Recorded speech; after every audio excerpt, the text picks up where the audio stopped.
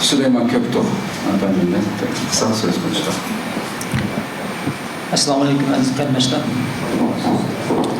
Bugün vatanimiz Şarkı Türkistan'ın Yeken nahiye İlişki ilişki yüz vergen korkuluş bir katliamının 12 yıllıkını hatırlaş, şehitlerimizni esleş, ularga dua kılış, ularning qisasini unutup kalmazlık için yığıldı.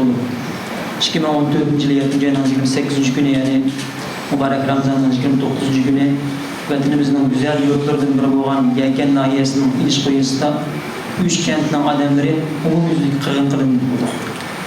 Şarkı Türkistan'da her katliamning oldida o'xshab ketadigan ko'rinishlar yuz berdi. Mesela ben özüm şahsen qo'shilgan 5. yıl qilganchilik olsun, mayli 5. fevral qilganchilik olsun, mayli bu Yekenniki ilişki qilganchilik katliamı olsun. Bularning hammasida o'xshab ketadigan bir ko'rinish bor. Xitoy doiralari oldi bilan tilolli holda Uyg'ur fuqarolariga nohaq chiqildi. Anda naqshlikqa uchragan kishilarni e'tiroz bildirganligi uchun qo'lga olindi. Bu işler bir neçe ketim arka yüz verdi. Anda bir günü Uygurlar ma'lum bir vaqtda, alayda vaqtda toplandı. Teravihda yoki 5. iyuldagi o'xshash naqshlik qarshi faaliyeti degandek bir faaliyetga toplandı. Xitoy saqchi doiralari andan keyin saqchilar aybiga kelib cho'ng doirada bir qo'rishaydi ularni. Qo'rishgandan keyin İşler kontrolden çıkkanak oldu. 5 ürüncüden şunda olan 4 saat ürüncü kontrolden çıkkandı. Biz ürüncüde 4 saat birleşken yaşlar 4 saat ürüncünü sorgandık. Biz Tağırtağ rayonunda biz hakim boğandık. 4 saat qaysı maşından da ötüşünü, qaysı dükkanın çıkışını, qaysı saqçının uruşunu biz belirleyendik 4 saat. Andan keyin azaq bir xuddi g'alaba qilgandek hissiyat keldi odam. Andan keyin qo'rshoq tariydi. Andan keyin qatlam boshlandi. Qatlam boshlangandan keyin qo'lda jiq bo'lsa tayoq to'qmoq, ishga spalt pichoq bo'lgan odamlar ustiga harbiylar keldi, saqchilar keldi. Eng zamonaviy qurollar bilan ularni bostirib qatlamni tugatdi.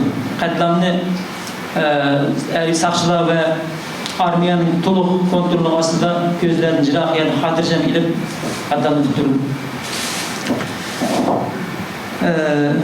Yekenning ilishqi yisi xilvat jo'rab kelishayotgan xilvat va dunyoga taqvid degan bir yer boshqa Xitoy uni unuttirib o'tmoqchi bo'ldi, ammo biz bugun bu yerda uni unutib qolmaslik uchun bu yerda turibmiz.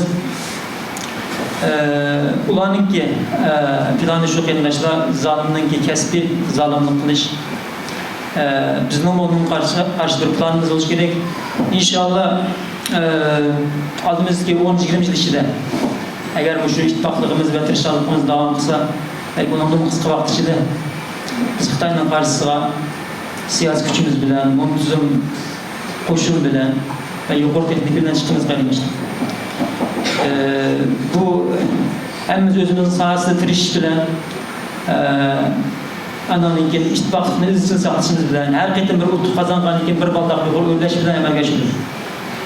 Şu gün kelgen çağda kıyındaşlar biz bu her katlamın hesabını sorayız. Her zalimini, her hainini Allah'ın adil sototatımız inşallah. Bugün bu yerde en ahırda ilişki şehitlerine Allah'ın rahmet, cennetin, âli cennetler dileymen. Esselamu aleyküm ve rahmetullahi ve berekatuhu.